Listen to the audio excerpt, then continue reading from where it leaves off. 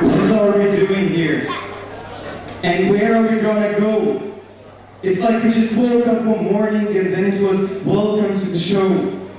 Don't ask any questions, just go with the flow. Make as much money as you can and try your hardest not to get broke. Copy everything you see on the TV, from the hairstyle to the clothes. And don't think too often, just do exactly as you're told.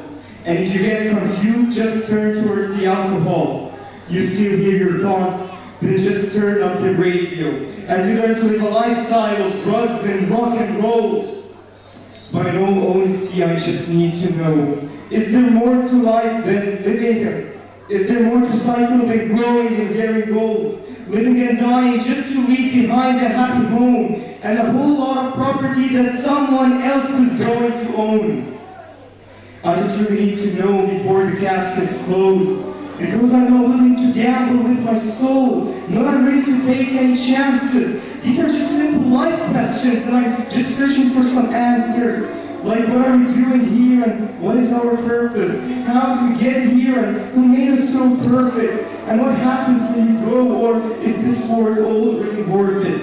Questions we don't answer because apparently we don't really have to. There's no purpose to this life and your existence is merely natural. Then in that case, please let me ask you, did you create yourself, or is it someone else that fashioned you? Because you're being that's impeccable, flawless and unparalleled. You're a product of supreme intelligence and I'm merely being rational. For there isn't a camera on this earth that can compare along the human eye, nor a computer that can compare along the human mind. And if all the world was to come together, we wouldn't create a single fly. So many signs, yet we still deny. Science tries to justify that all this could come from none, when it's a really simple sum. 0 plus 0 plus 0 cannot possibly give you 1. So from where did all this order come? For everything has its origins, a maker, a creator of its own. I mean, the only reason you're watching this video is because somebody had to press upload. So we can believe in the Big Bang, but I would rather believe in He who created the whole world. Allah, the creator of everything, along with every single soul, the ever-living, the master, the only one who's in control, unlike his creations, beyond our imaginations. And no, he's not a human, nor does he have any part in his association. He's on his own. And no, he did not ever leave us alone.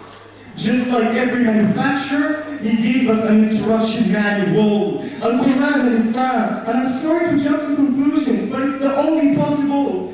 A book with 0 contradictions.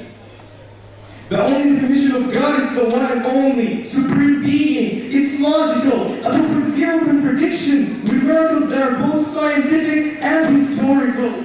All revealed over 1,400 years ago.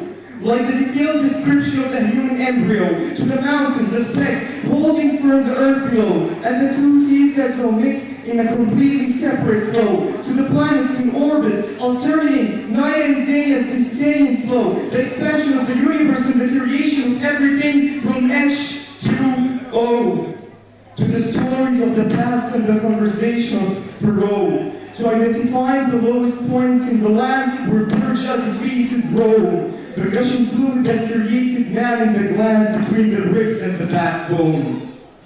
And not a word has changed. It's still the same. So please explain how all this was known over 1,400 years ago to a man who couldn't read or write, as he would recite whatever the angels spoke. And if you still don't believe, please try to come up with something that's even close.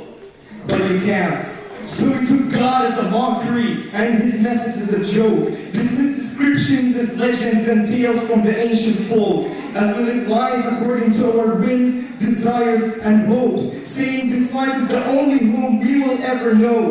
We will live, then die, then simply turn to bone. Correction.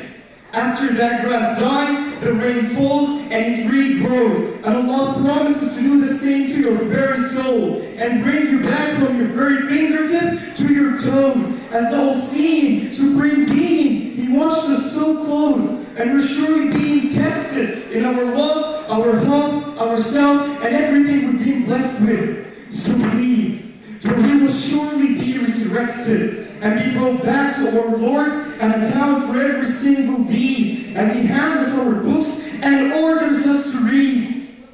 From the bad to the good and everything in between, He will tell us, you yourself are sufficient for your own accountability.